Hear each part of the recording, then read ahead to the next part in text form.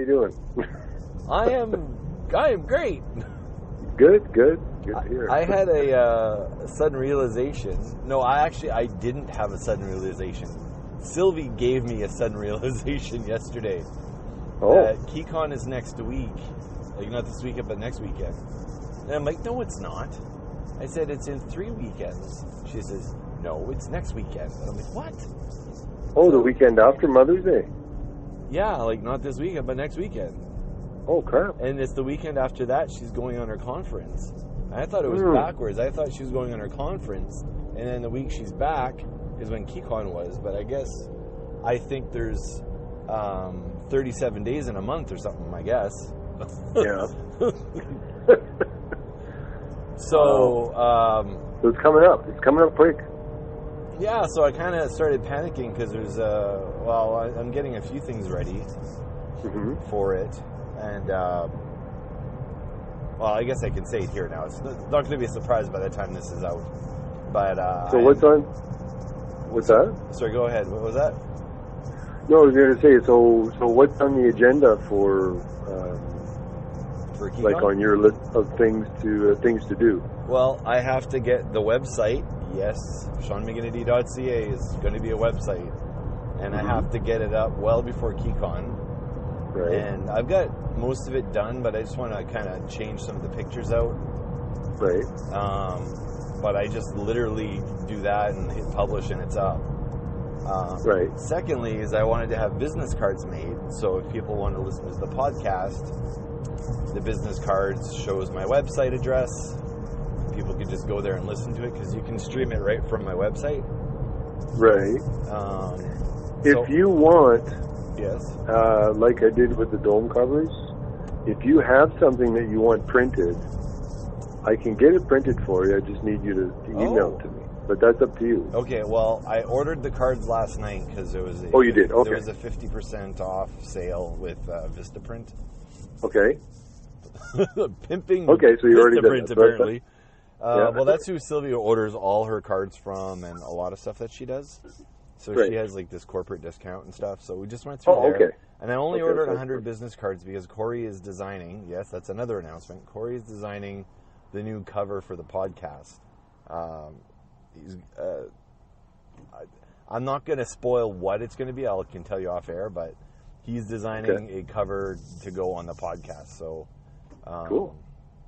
I'm kind of excited about that because the concept we talked about, like, it's going to be reminiscent of something he's done before, but it'll have a new flavor. So I'll tell you off the air what it is. But I'm very, very excited for it, and he's actually very excited to do it. So, right. And so the business cards will arrive 2 days before Keycon. Which is like, short. Well, yeah. Like I was kind of holding out doing it because Corey was going to design the new logo, and I'm like, well, I'll do the new logo, right? But if I did that and ordered them, I'd be getting them after Keycon. So anyway, the design I went with is pretty nice. I may actually keep aspects of it when I do the new card, but and then incorporate what you designed it. Yeah, I just designed it off Vistaprint. Like we used some of the existing designs and then moved all the words around and shit like that. Oh, okay. The question I have for you is, and I'm going to be using Dad's business card case. Okay. Like he had not gold, but an engraved nice business card case. So I'll be keeping the cards in there. Sylvie's been using it. I wanted someone to use it. Right. But I guess, do you want cards with your name on it? So when I do the next batch, just use mine for now.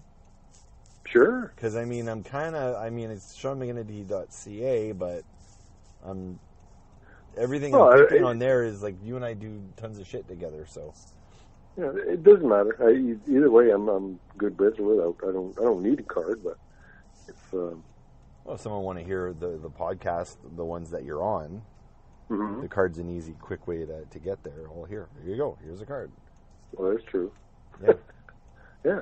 Okay. So, sure. Anyway, so the next batch, once I only ordered 100 cards. So the next batch will have the logo, and then maybe what I'll do is I'll change it and add some names to it and stuff. Well, see, in 10 years, those cards would be worth a lot of money, but they're like trading cards, see, because there was only a minimum amount that were ordered. This was like, it was like pre-CBS and all that stuff, like with Fender and all. It'll be like, this will be like pre. Well, based on the design that Corey's doing, we literally could have 4 different business card types. So, kind of excited about that. Sorry, say again? There could be 4 different business card types, one for each member of the podcast. Well, that'd be cool. Which is also a hint. You would know exactly whose card you had. Well, exactly. Well, yeah. And you can collect them. Yeah, exactly. And you can put them on the spokes of your bike, and whatever you want to do. On the spokes on your bike, that's awesome. Old school. Yeah, that's right. I'll put them on my big wheel. Yeah, we'll just bring a bike to Keycon and we'll just ride it around that would be down the hallway. That would be cool with a big wheel. And that's how you give your cards out. Yeah, I like it. All that racket. Here you go. Here's your card. I like it. I'd be actually tempted to do that. Yeah, or a unicycle if you want to get really creative. Yeah. Yeah, actually, I think there is someone who comes every once in a while that has one, actually. Unicycle in your area of town, yeah. I've seen that guy biking around all the time. He bikes... No, I meant at Keycon. I thought there was one. Maybe it I'm might wrong. Be that guy that's in your area. There's one guy who's unicycling in your area all the time. Right. I don't know if you've seen him yet or not, but I've seen him a bunch of times. Yeah. So those are the 2 things I wanted to get done before.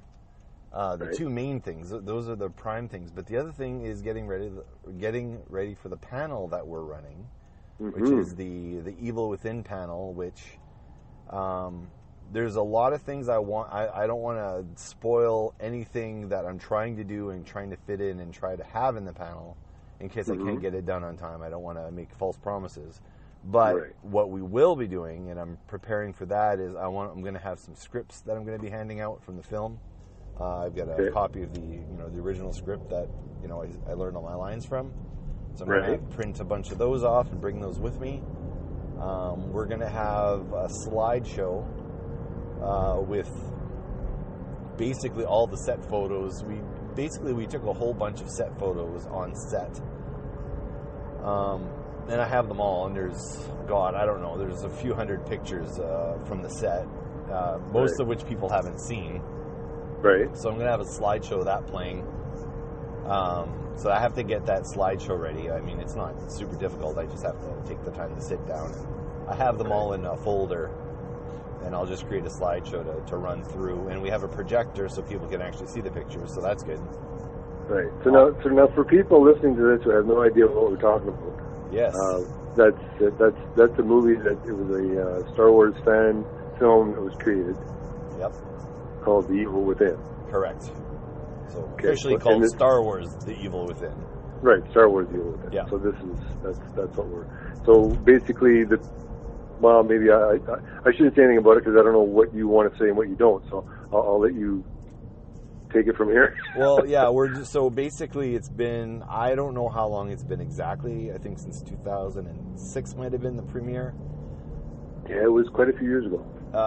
But we worked on the movie at least 2 years before that. Like, it was a long, arduous process. But we did a release of the movie, I think in 2006, and the showing of the movie was incomplete. There was technical difficulties. I'm not going to get into exactly what happened because there's a lot of hurt feelings on the matter, but at the night of the premiere, there was only 17 or 20 minutes of movie that was shown, and of what was shown, there was not any... Oh, there's an ambulance trying to get by. You let them through. I'm trying to let the guy through. The guy in front of me is not even paying attention. Oh. Come on, dude. Move. Unbelievable. Wow. There's an ambulance trying to get through, and this guy is not even moving. He's looking at me like, what do you want me to do? Well, I don't know. What is the appropriate thing to do if you're at a light and there's an ambulance behind you? I think you're allowed to go through the intersection, aren't you? As long as it's safe. As long as everyone else can kind of hear the siren, but nowadays with everybody... But he's just waiting for the light. Oh? Just waiting for the light. Whatever. Anyway. See, that's why this is called On the Road. This On the is the road, shit we see. yeah. And now Are we doing that this year, where we're gonna like on our way to Keycon? Well, so here's the other big change.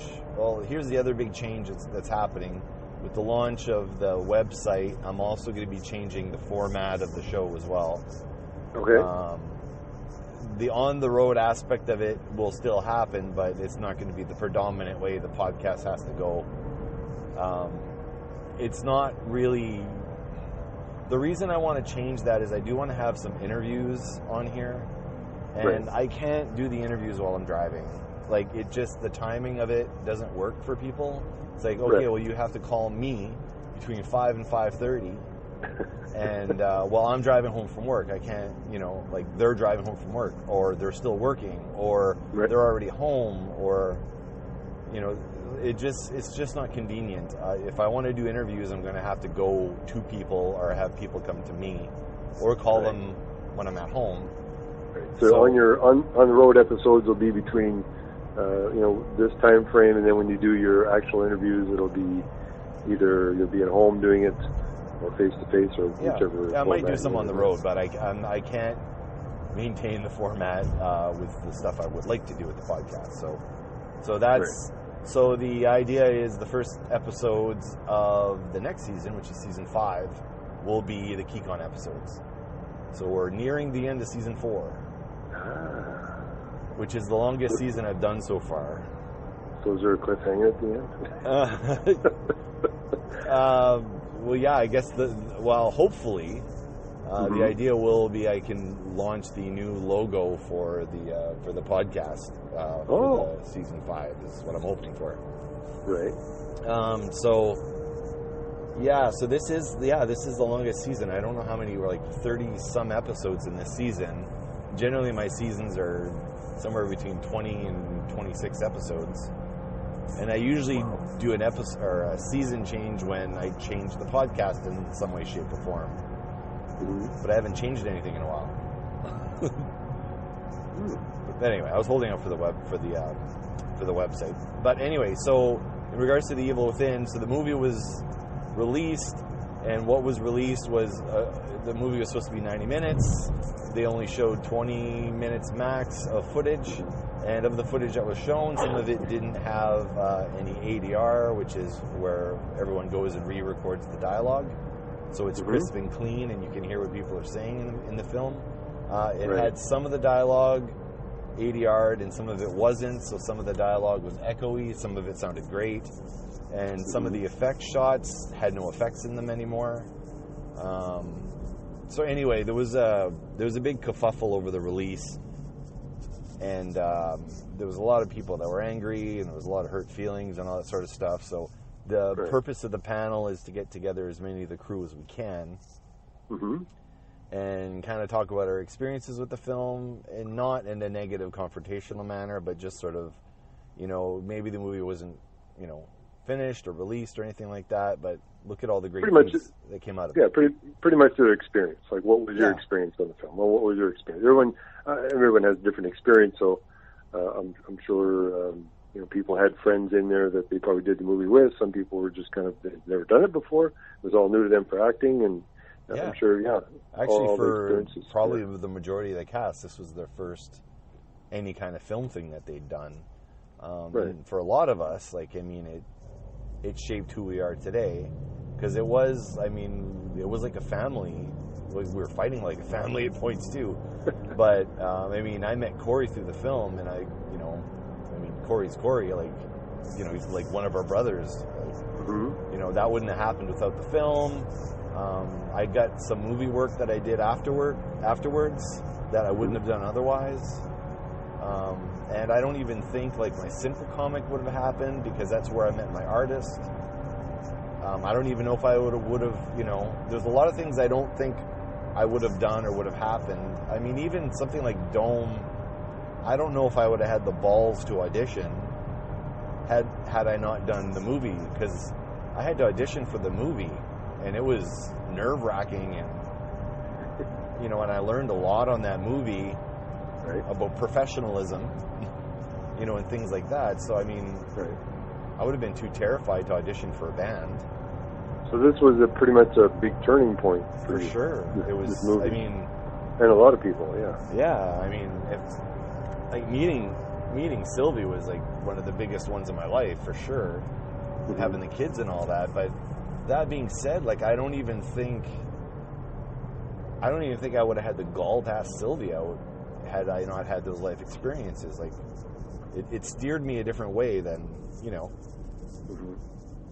Well, you know what? I had the same experience, but it wasn't with a movie, and it would be with the stupidest thing you could think of. Oh, okay. Well, sure. This is with Amway, believe it or not. Oh, I remember you were doing Amway, I think. Because, I mean, I wouldn't say she'd have had a mouthful, and I was very shy. I mean, I'm still a shy guy, but not as bad as I used to be. No, and now true. I can actually, you know, I could talk to someone, but I mean, the job that I have now, that's what I do all day, so it's not a big deal, but you wouldn't be on this podcast because you would have been marble-mouthed, I think, maybe. Probably, yeah. Yeah, that's true. So, well, yeah, so I mean, and it's weird because, I mean, basically you're out trying to basically sell yourself in that situation, and it pretty much forces you to talk to people. Yeah. Which was something that it did come natural to me. And I know you're more the extrovert. You're like the social butterfly. You don't have to worry. Like you can talk to people, not a problem. Yeah. Me, I'm more reserved. I'm more of the observer type person, and my personality. But I found that helped me out too. So yeah, just these different experiences that we have that just kind of help us grow, I guess, as a person, and being able to project that, I guess. Well, we haven't done this on the episode in a while. I used to do this on the episodes once in a while.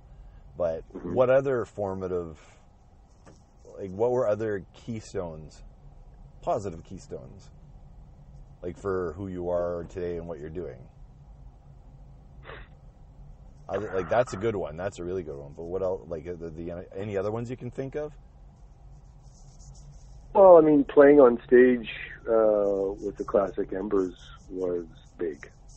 Although at that time I was still the person. I wasn't the person up front. I was kind of behind the curtain playing, and with the lower volume because I didn't, the shyness type thing. But yeah, and then even with Dome, I mean I went from the same person that was kind of behind the curtain out front because they didn't have much of a choice, Yep. and then as the gigs went on and you got more comfortable, it's like, you know what, this is, just let loose, have fun. Like, you only live once, and you don't realize that when you spend so much time worrying. And yes. and all this negative energy or whatever you want to call it, that kind of keeps you from wanting to do things that you say, I'd love to do that. Yeah. Like when you're younger, it's like, I'm a movie star or guitar god or whatever, like in your head. Yeah. But once you hit the public, it's like zip.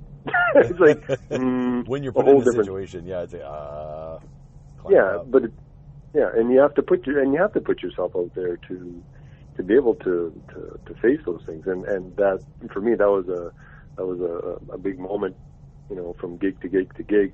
Every one got easier, and it was less butterfly, I guess, and was able to focus more on the fun and get into it more. And you can tell when you watch the videos as they go on with the different ones that we've done, every one is always a little bit better than the last one. So for me, that was another pinnacle moment. I mean, besides the kids and your family and stuff like that, like, just outside of that realm. Oh yeah, those things trump everything else, of course. Yeah. But this is kind of outside the box type thing. Any other ones? I like where this is going. Like, I'm enjoying this. What else? Is there any other big key ones? That it should pop up to you right away. Like, if you're thinking too much, then maybe. Well, I mean, speaking, like just public speaking myself in front of a bunch of people. Yep. That's always been a big no. But like I said, with this Amway thing, it kind of helped out bring me out of my shell a bit, and say talking at your wedding and stuff, like that's nerve-wracking because you're going to be up front, talking about you and Sylvie and everything in front of all these people. Oh yeah. Some people you spoke at both my weddings.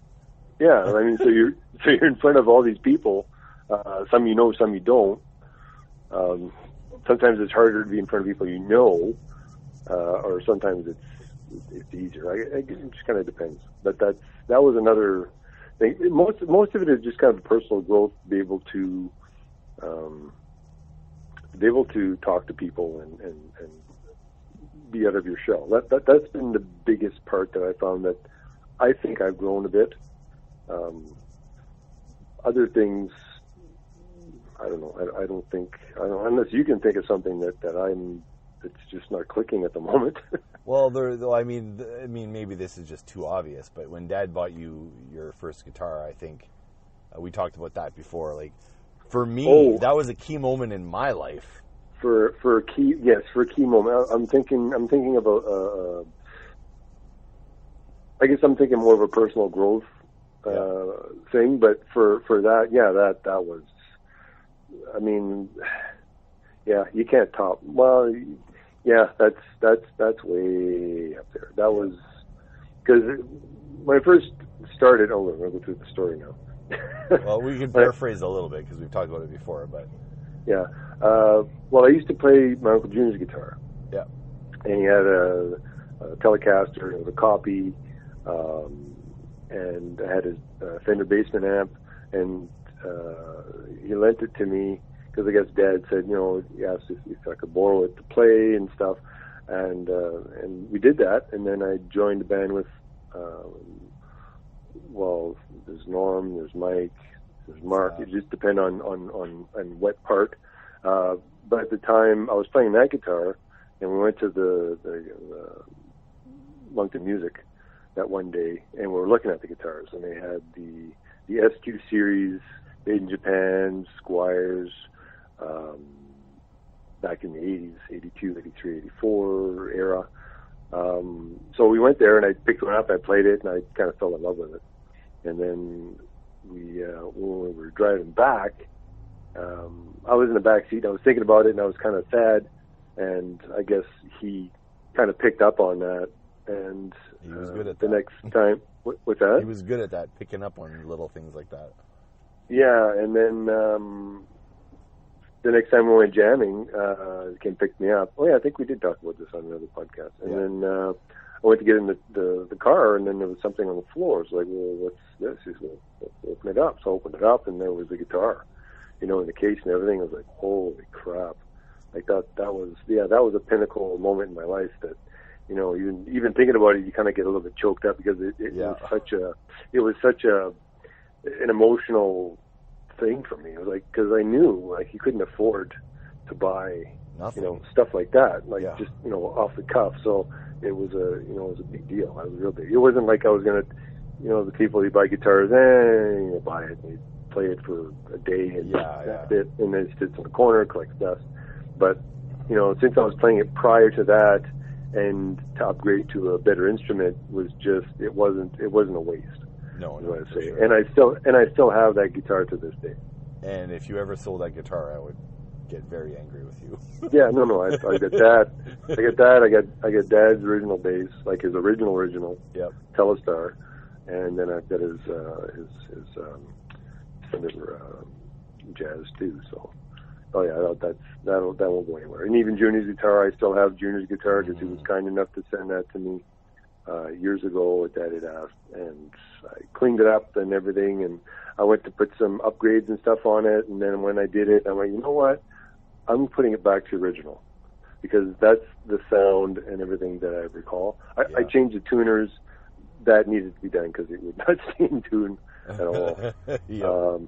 And the bridge, and actually the bridge saddles, I put the brass ones on because the ones that were there were just kind of looked like they were cut V's, very jagged edges and stuff on it, and you kind of tear up your hand just kind of playing it. But yeah, no, the guitars, those mementos, those are worth more to me than any monetary value that they could that I would ever sell them for. So those are always good. I'll always have those. You should actually, not to be morose or anything, but you should actually put those guitars in your will to make sure that something happens to them, that they don't just you know what? sold. I've never thought of that. Yeah, I should do that. Actually, I have a will kit. I haven't filled it out yet. I guess I should. I'm turning 50 this year, so. Yeah. I have one at home that we're, but unfortunately my computer doesn't, I don't know how to play a disc on my computer that doesn't have a disc drive without buying a disc drive. And it's a disc-only will kit, so, and the other computer has died now, the one that has a disc drive, so. Wow, you've got a computer. You have no computers with disc drive. Nope. Wow, but I bought the will kit on disc, and there's no way to download it from the site unless you buy it again. I checked into that, so. Huh. But I will go on record, on air.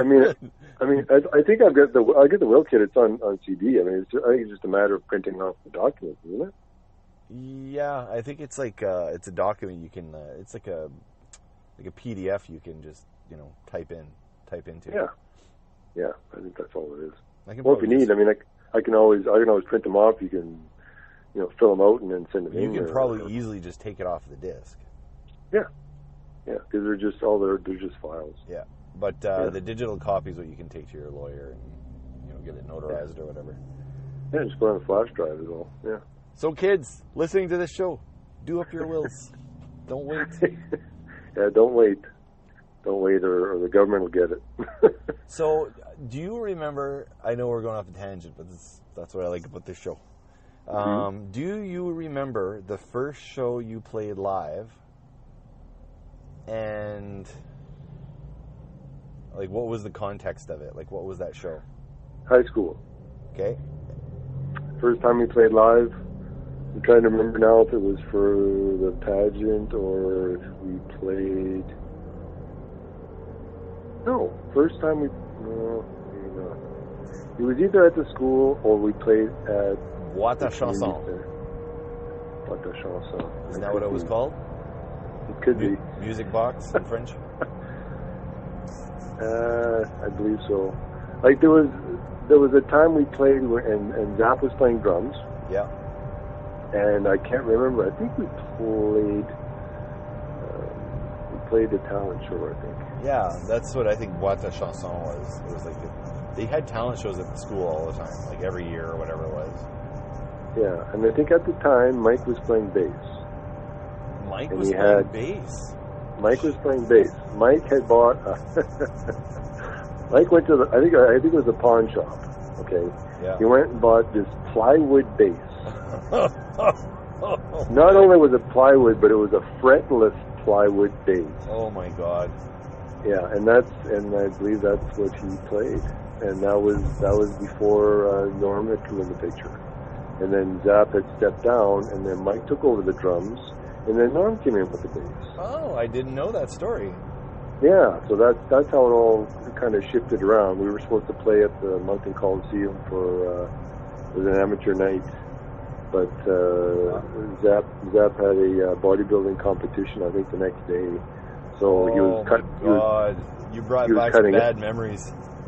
Yeah, well, he was cutting up and everything, and he couldn't play, and it was like we had to pull out of it. So. And that was a huge opportunity for the band. That was huge. Yeah, I still remember the guys dancing around. I think the band was called Syntax Error.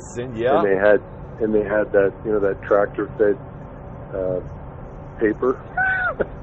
and they were wrapped up in it playing, and we're listening to these guys. Oh God, we should have played. We would have blown these guys away. Something happened with those guys too. I think they got a little bit of notoriety for that. Oh, did they? I think so. As I recall, I remember being angry that this band, who in retrospect, they're probably actually pretty good, but I thought they sucked because they weren't you guys. And I remember watching them and go, "These guys are nothing. These guys are nothing." Todd was up there. I was so mad. And I was mad at Zap for years after that. Well, Rush was the main influence of what we were playing. So, we played a whole bunch of their tunes. And it got to the point where when they had gone, I think when Dad had moved here and we were still back home and I was still with the band and these guys they went to not Red River because that's here, but the community college back home, they were taking electronics, right? Yeah. So they had an amateur night there one night, so we actually played there. Oh, okay. And apparently it was recorded. Oh. But we were never ever able to get a copy of it. So I don't know if it was all those, the VHS tapes or whatever. They just kind of rotate them. Yeah. So after a while they would just record over them. Yeah. So we never did get a chance to get a copy of that, which would have been cool. That's what happened with a lot of Mum's recordings back from the 60s or whatever. Yeah, that's why, I don't know, maybe that's why, I don't know if it's from Pipette or who, but I recorded everything. Like when we jam or whatever, I got to record it there because I want to keep it as a memory. Oh, yeah. Yeah. So, I mean, I've got the stuff from when we were at Ray's in the basement. I got all that stuff right from the beginning, right when I first bought that recorder. And then up to the point where I got that, the upgraded one, but, with the different bands. So, yeah, it's a good keepsake. I just got to make sure I've got it in a couple different spots because sometimes the hard drives crash and then you're pretty much hooped. That's all. I'll do like you. I'll just make multiple copies. Yep. And Dropbox a bunch of shit. Yeah. Yeah. Sylvie has 1 terabyte of on her OneDrive. Oh. So she uses that for her stuff, and I use Dropbox for mine. Do you remember the first big show we did with the Embers? It was at Forbidden Flavors, and do you remember that show at all? I believe so. Yeah. So that was the show I was really nervous about. Really? Well, I wasn't nervous because we're playing a coffee shop, it'd be kind of cool, but our spouses were there, as I recall, and like mom and whatever, and we went out for dinner beforehand. It became sort of a ritual. We'd the band, go out for dinner beforehand and then go to the show together. Right. And I got a call from my spouse at the time saying we can't get into the place because there was a lineup around the shop. Wow. The place was packed, and there was a lineup going around the shop, and no one could get in. Right. It was oversold. Yeah, it was a good time, that's for sure. So I remember I think you were nervous, but I get a little nervous. And then I was super nervous.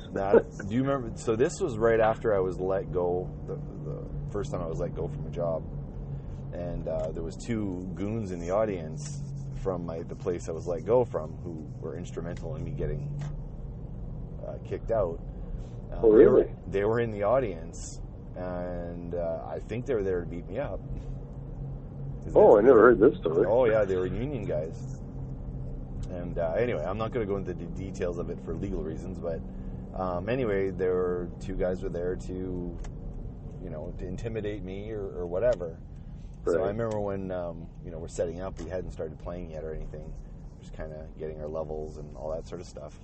And I look out, and these 2 guys are in the audience, and they got their arms crossed, and they got the mean face on and everything. I'm like, oh, shit. So I remember telling, I think it was Bane I can't remember, I told somebody in the band. Mm-hmm. I know it wasn't you. And I said, look, there's 2 guys in the audience that are here to beat me up for shit that happened at work. I'm not a fighter. And they're like, don't worry about it. They're not going to beat you up in a public place. Right. So then I'm like, so I've got this anxiety while I'm performing, like, okay, well, I'm going to sing, and then between sets, I'm going to get pummeled, beat up. So I had that extra fear going on stage, or that they're going to heckle the band, or like, but if for some reason, like so what I did when I was singing, I was focusing on them when I was performing, and I was a bit more aggressive and a bit more angry at that show. I don't know if you recall, but that show was never videotaped, unfortunately, because I think it was a fairly good show. And we played really well, and the audience was really like they really liked us a lot. That's just why they asked us to come back twice. Yeah, well, I mean, it was a coffee house, and everybody, they had like the overstuffed chairs and the couches and stuff, so they had them all turned towards us, and they had the kids out front, and they were dancing and stuff. It was a good show. Yeah, it was a good show. Yeah, it felt like a religious experience. Yeah, and I found the more quaint or whatever you want to call it shows were the best ones. Like the ones like when we had the private party out at one of Bain's friends. We had it out in the country somewhere in the garage. Yeah. And I like those ones. Those ones are great. Those are great. Then you can, and it's not a whole bunch of people. So, you say, hey, come on up. And then, they'll come and, sing, try and sing and stuff. And just kind of get involved. And it just makes it that much better. Just one big kitchen party. Yeah, really. That's totally what it felt like. I love, those were my favorite shows. But that show for me was a turning point. Like, I guess in terms of turning points, that was a turning point for me. Because I guess the idea was, I was nervous to sing, of course, and I was like, oh, my throat's dry, and I don't want to have any milk before the show, and, I was doing all these stupid things to make sure I sounded as good as I could sound. And then I have that extra added pressure. But for some reason, it was like one of my best performances, and I know a couple of people came up to me after and said the band was really good, but, they did like, my... What I had done, right. And probably more alert. Well, yeah, but it's funny. It's like I was able to turn that fear and anxiety around and actually focus it into my performance. And it's like working out. Yeah, it's like burning off the thing, but you're doing it vocally. Yeah, exactly. So what I learned was, you know what, you can go on stage, and as long as you bust your ass, and be legitimate about it. It doesn't matter if the crowd's against you or for you. You have to play for you first and play with intensity. And if you're nervous, good. Use that to your benefit. And that show is what informed me at every show afterwards. Like when we played Wise Guys and no one was interested in watching us, and I was like, I don't care. We're gonna play as hard as we can. Like I was jumping around that stage because that was a massive stage. That was a massive stage. But I was sicker than a dog that night. Oh, yeah. I remember that. Yeah, I had wind in my ears, so I was like, it's pretty groggy. Yep. But that was the key performance, and like of all the shows we've done together, that was the key one. The biggest one was that one. The Wise Guys? No, the Forbidden Flavors that first time. Oh, yeah. Because I overcame. Like, I still get stage fright, but I look forward to the stage fright because it focuses me, I guess, is the right word. Okay, so if you took either if you took Forbidden Flavors. Yeah. Okay. If you took when we played out at the lake. Oh, at Falcon Lake, yeah. Falcon Lake. Or you take the Belgium Club. What is your favorite venue out of those three? In terms of venue? Was definitely Falcon Lake. What was your best experience? Which one did you enjoy the most? Oh, those three are the top three, for sure. Yeah, but which one is just a little bit more than the others? For me, it was Falcon Lake. I think it was Falcon Lake too. Yeah, but all three of those shows, like Falcon Lake had there was a special memory there because when we played the first night, no one was there. And then some people showed up at, I don't know if it was 1 o'clock in the morning. Right. And I don't know if they personally did it, but they talked us up to everyone in the area and told a bunch of people to come see us. You have to check this band out. Well, Saturday was packed. And Saturday was like, it was filled to the nuts. And people danced all night long, and we did so good. The second part of that is we went back and played there again, but you and Dad had left the band by that point. Right. And it was the lowest point of being in the Embers. Because, I was really enjoying it, but we had an issue, like Dick couldn't play either. So I was drumming and singing. We had another guitar player named Roger. We had another bass player that replaced Dad. Now, out of all those guys I was playing with, like that bass player, I can't remember his name, but he was friends with Keith, the guitar player in that other band that we had ties with there. Anyway, the bass player and I, we synced in a different way that Dad and I synced. And he had, him and I could improvise off anything at any time in any way.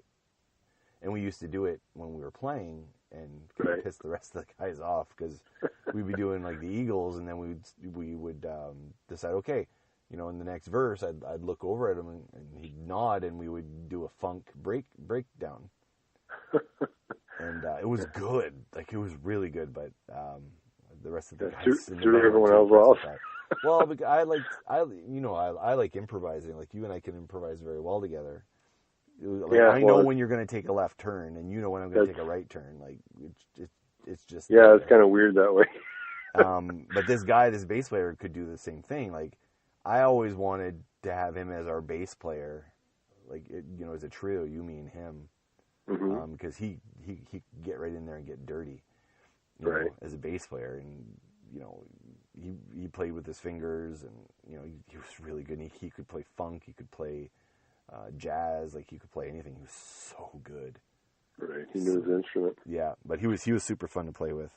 But he quit too right after, right when I quit too. We both quit at the same show. But anyway, we played that venue. And, there's a bit of hype around it, like, oh, the Return of the Embers, blah, blah, blah. It was kind of a big deal. And then when we played, the three key members are missing. Dick, you, and Dad were missing. Right. So I remember after the first set going into the audience, the place was packed because people were there to see the Embers because they remembered it from, the year before or whatever it was. Right. And I remember going to the audience after, and it was kind of embarrassing that they're like, well, I thought the Classic Embers were playing. This isn't the Classic Embers. Like, where's that hotshot guitar player? Like, I don't see a hotshot guitar player. And where's the singer? Like, because I was behind the kit, people thought I, probably wasn't even the same guy. They get some other bald guy and put him behind the drum kit, and But I didn't sing as well because I was drumming and singing, and I sang about half the songs, I guess, and Roger sang the other half. Right. And Roger wasn't a lead player, but he was doing lead. Because, I'm sure it was obviously a different dynamic because you get different people. Yeah, I mean, there's certain things about that lineup that I thoroughly enjoyed, but the crowd was there to see the Classic Embers. They remembered, and they were. So I went in the audience, and people didn't even know it was me, and they're like, "Oh, these guys suck! Like, who the hell are these guys? Like, I thought this was the Embers. Like, did they just take their name, or like, what's going on?" So it was hard to go up for that second set afterwards. Yeah. I'm just glad I wasn't there. Yeah, no, if you'd have been there, it might have saved the whole thing, maybe, but... Well, I wouldn't go that far, but... yeah, no, I at that point, I had to stop playing because... because of stuff, yeah. Yeah, because of stuff, But see, that was a life experience for me, too, because our best show was there, and the worst Embers show was there as well. Right. And it basically taught me that, sometimes in life you got to be selfish. Don't stick with something because you're sticking with something. Because I have a problem with quitting things. I just don't like quitting. Giving up. And, So I wasn't willing to quit the band because it didn't feel like the right thing to do. And, I mean, you and Dad had the balls to just do it. Whatever. But but I couldn't quit because, I can't quit. Like, I can't quit. Like, I don't know how to quit things. Like, I just go until I die, or even if I'm not having fun, I got to stay with it. Right. Which was my first marriage, I guess. I stuck around way too long. But I hear you. But it taught me that sometimes you got to quit. And, and it's okay, and it's not a failure. Sometimes, you can only go so far with something, and you can only beat something down for so long until it's not worth it anymore. Oh, that's true. I mean, once you hit your lowest low, then you kind of look up and go, "What the hell?" Yeah. and then you can kind of move on. And I'd proven I'd been in that band too long. By that point, like, the band didn't improve. It changed dramatically, but there wasn't really an improvement. It was just kind of the same or not as good, and you should always be moving forward. And I don't know, it was frustrating because I love the Embers, and I loved playing in the Embers, and that's why I stayed so long. But in the end, for me, we tried. It wasn't the right chemistry, and who we let in the band, and all that stuff. Like, maybe we should have been a bit more methodical about it. Yeah. Well, for me, it was one of those things where we just get together with the guys once a week and have a couple of beers and hang out. Yeah. So, and that's always been the case. I was never the one to I want to play out somewhere or whatever. I just kind of followed everyone that wanted to do it, and Follow everyone's lead. What's that? Follow everyone's lead. Yeah, just, you want to do it? Sure. Yeah, I'll do it. And, and it turns out it was, a great experience, and it was, it was a good experience. So, yeah. Yeah, it was worth it. Like I look back fondly on now, and I still have a special place for Dick and Bane, and Dave Hill, because Dave played with us a number of times too, and we kept in touch with Dave, which is nice. Yeah. And Bane as well. I haven't talked to Dick in a while. I'd drop him a line, but he's not a Facebook guy, so. Yeah, well, we saw him last time. We saw him was at when they were playing at the Belgium Club. At the Belgium Club, yeah. Yeah, and prior to that, to talk to him and his son Jason, and then prior to that, we saw him at the Transcona Hot Rod. What's it called? Rodorama. Right. Yeah.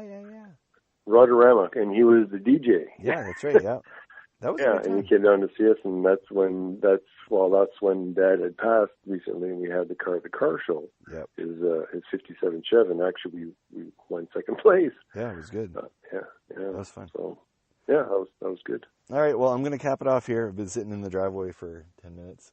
Oh. We're going to go try to do some Mother's Day shopping.